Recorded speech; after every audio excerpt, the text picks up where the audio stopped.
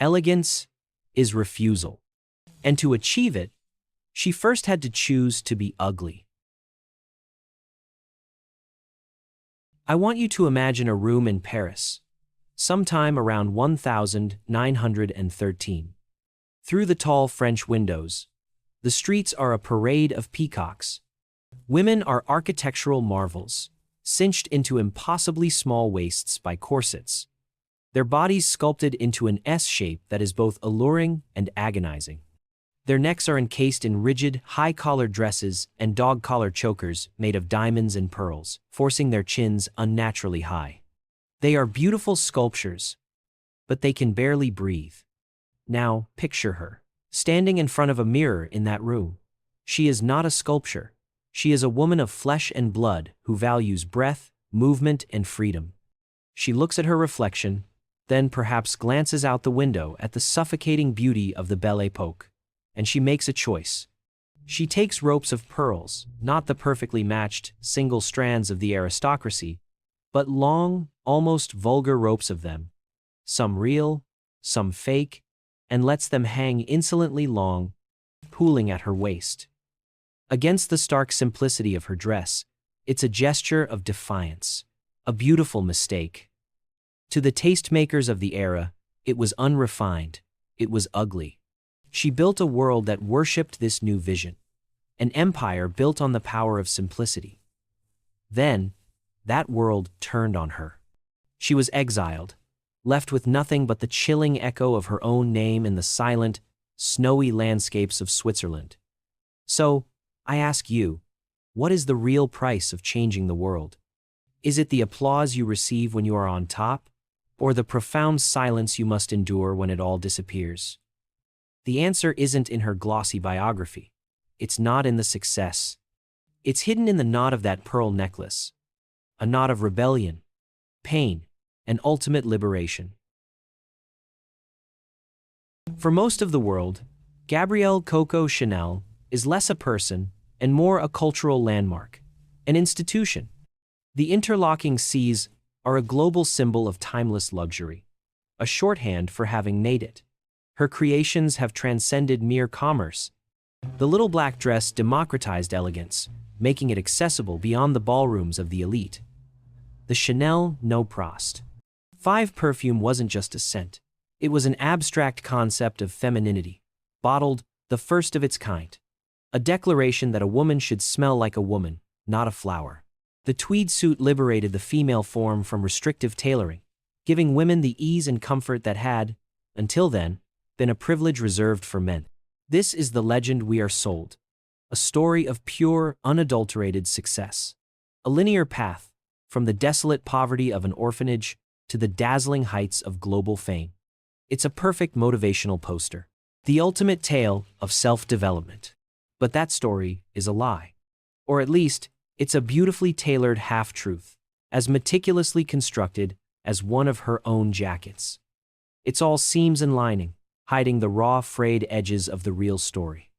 We are told to admire her work, her ambition, her relentless drive. We're sold a highlight reel of a difficult life turned into an inevitable triumph. But the 500 Millionaire Blueprint isn't about highlight reels. We're here to look at the film negatives, the outtakes, the moments of doubt and despair left on the cutting room floor. Because that's where the real learning is. That's where the real philosophy is forged. So here is the big question for today's journey. What if Chanel's genius wasn't in what she added to the world, but in what she had the courage, the audacity to take away? What if her entire empire wasn't built on a foundation of, yes, more, bigger, brighter, but on the terrifying, liberating, and sometimes destructive power of a simple, resounding no?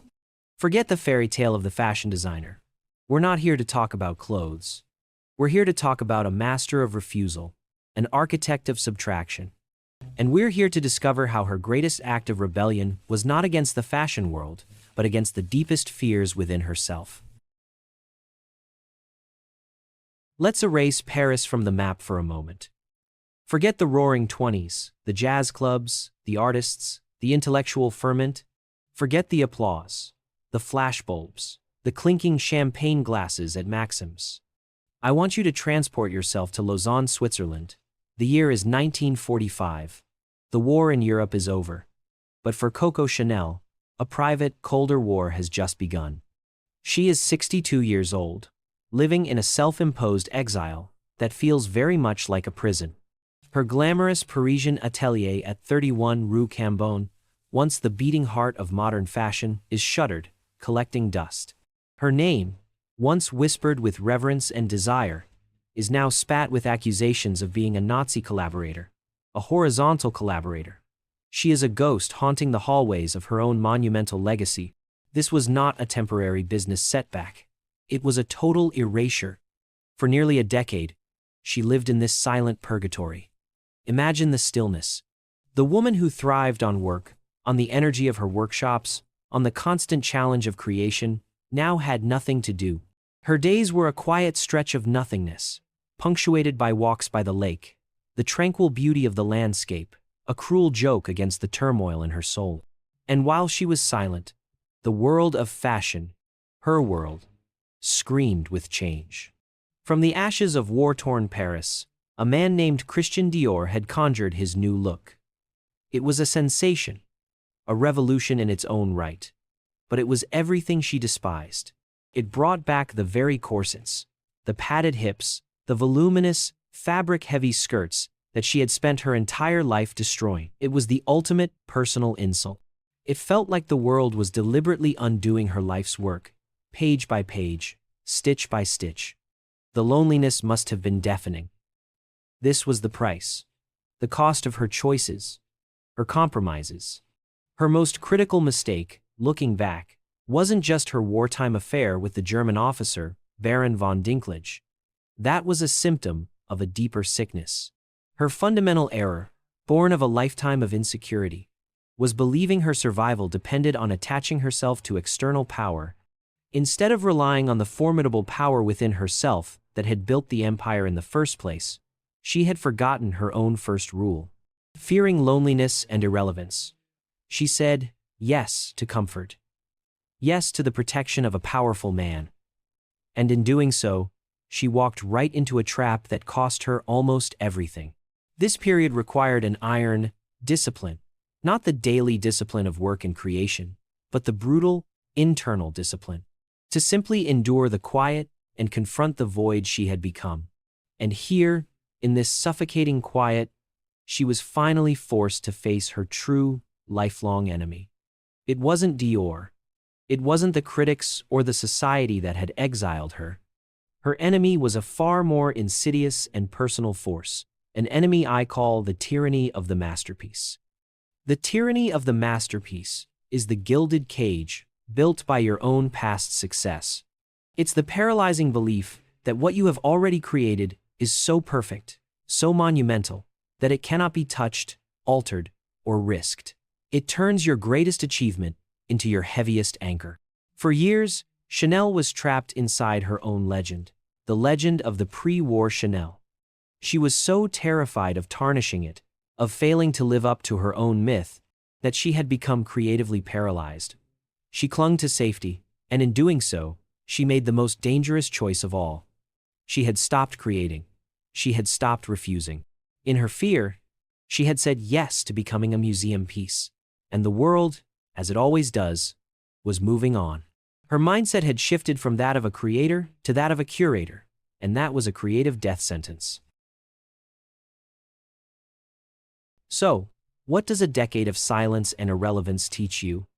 The conventional wisdom, the kind you hear in most motivational speeches and success seminars, is that you learn resilience. You learn to fight back harder. You stage a glorious comeback, fueled by revenge. And you work obsessively to prove everyone wrong. You compete. Chanel learned the absolute opposite. Her counterintuitive lesson, forged in the frozen silence of the Alps, was this. Your comeback is not born from fighting the new, but from completely and utterly refusing to acknowledge its power over you. It is an act of supreme, stoic motivation. She didn't return to Paris in 1954 to compete with Dior. That would have been a fool's errand. To compete would be to admit that he was setting the terms of the game. Instead, she came back to make him irrelevant. She refused to play his game of exaggerated, restrictive femininity. She looked at his new look, with its corsets and yards of fabric, and simply, elegantly, said, no. It was an act of profound strategic thinking.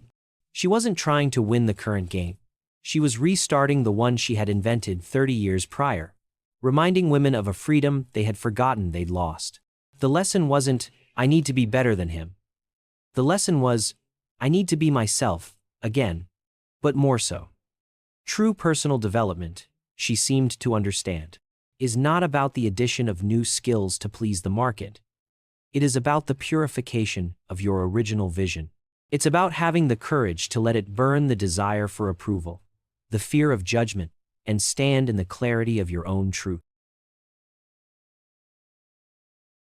To truly understand the power of that no, we have to rewind, far back, not to her first shop, not to her first wealthy lover, but to her first taste of profound nothingness.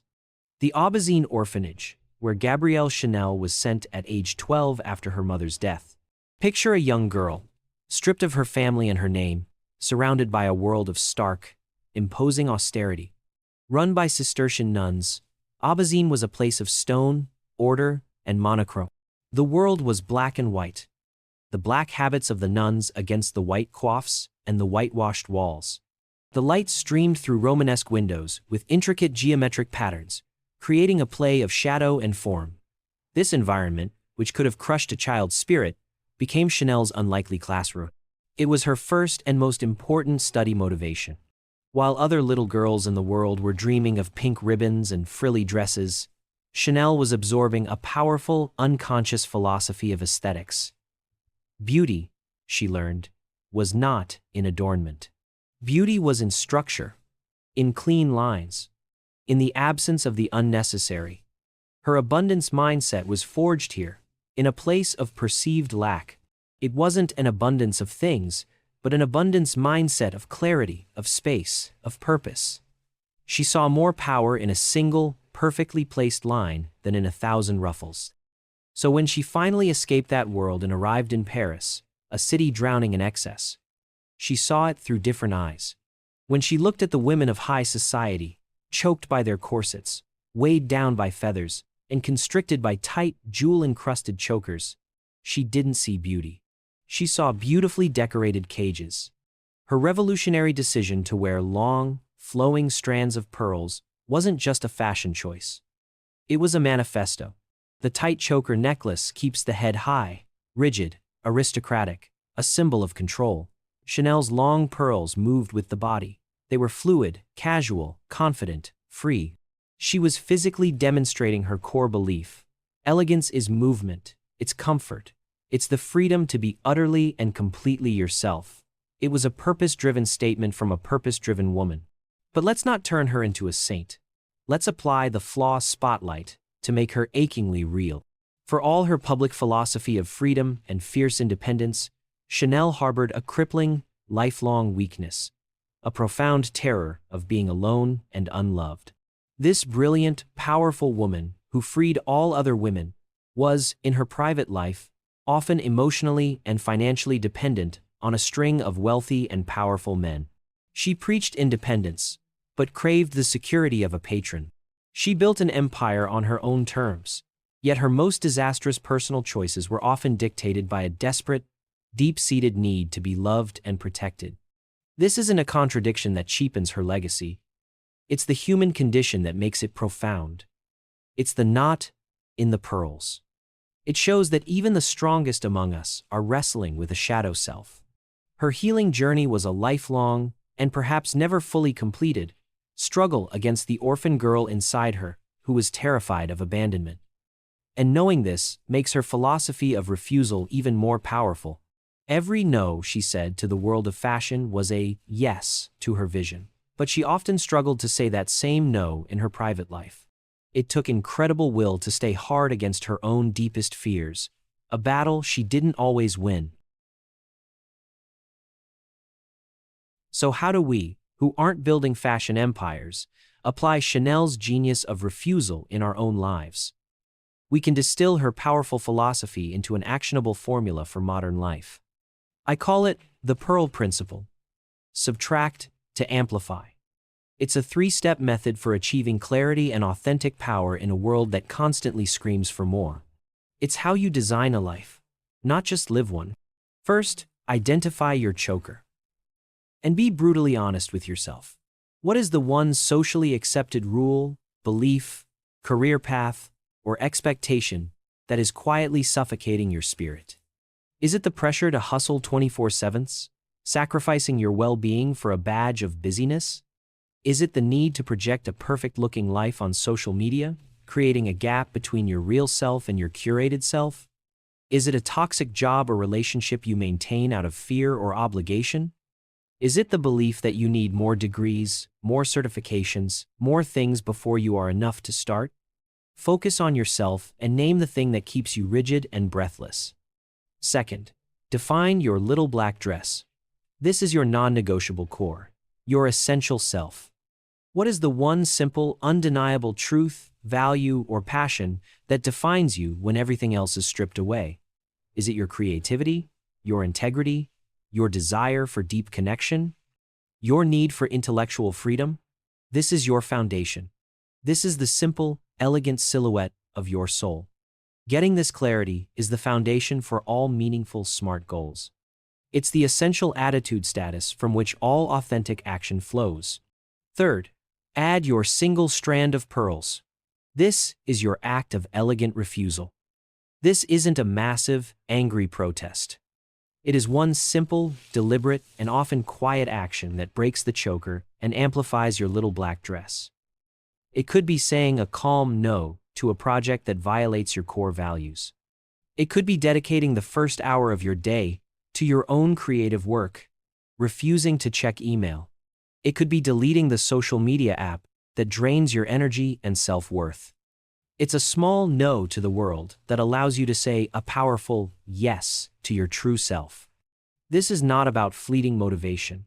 It's about building a life through daily discipline and conscious choice. It is the secret to how to achieve your goals without losing your soul. We began this journey with a single provocative statement. Elegance is refusal. And to achieve it, she first had to choose to be ugly. Now, you understand the profound depth of that statement. Ugly was Chanel's term for anything that wasn't authentic, that wasn't free. By the suffocating standards of her day, the corsets, the frills, the rigid jewelry, her simple, comfortable designs were jarring. They were an anomaly. They were ugly. The long strands of pearls, mixing real with fake, were a deliberate act of choosing her own definition of beauty over the world's prescribed one. It was the physical manifestation of her entire life's philosophy. She wasn't adding pearls. She was subtracting the rules. She was subtracting the weight of expectation. Her entire life, her entire legacy, was a masterclass in subtraction. She subtracted the corset, and in doing so, she gave women breath and movement. She subtracted ornamentation, and in its place, she gave them timeless style. She subtracted color, and showed them the infinite power of black and white. And in her darkest hour, after her exile, she performed the most difficult subtraction of all. She subtracted her own ego, her need for the world's approval, her fear of failure. And at the age of 71, an age when most are long retired, she staged one of the greatest and most unlikely comebacks in business history. She had to let it burn her past reputation, her past success, her fear of judgment to find her way forward. The ultimate lesson from the complicated, flawed, and brilliant life of Coco Chanel isn't about wealth creation or building a billion-dollar brand. It's a quieter, more profound message for the soul. It's that your true power, your true elegance, lies not in what you can accumulate, but in what you can bravely let go of. It is the spiritual journey of finding yourself by courageously getting rid of everything that isn't you. So, as you move through your week, look at your life. Be grateful for all that you have, for the opportunities and the blessings. But be even more grateful for the wisdom to know what to refuse. Your greatest moments of self-development and growth won't come from a new habit you add, but from an old, limiting belief you finally release. Focus on yourself, your true self. That is the ultimate motivational act. There are no excuses when it comes to the business of living an authentic life. How bad do you want it? The world will always try to put a choker around your neck. It will come in the form of expectations, traditions, fears, and the loud opinions of others. It will tell you what to want, how to act, and who you should be. Have the courage to quietly reach back, find the clasp, and undo it. Let it fall away. And in its place, put on that single, simple strand of pearls that reminds you of one liberating thing. You are free. I'm your host for the 500 Millionaire Blueprint. What choker will you refuse this week? Don't just tell us what you're going to start doing. Share in the comments what you are finally going to stop doing. Your journey of refusal inspires us all. If this story resonated with you, subscribe for more episodes that look behind the legend. Until next time, stay true and stay hard.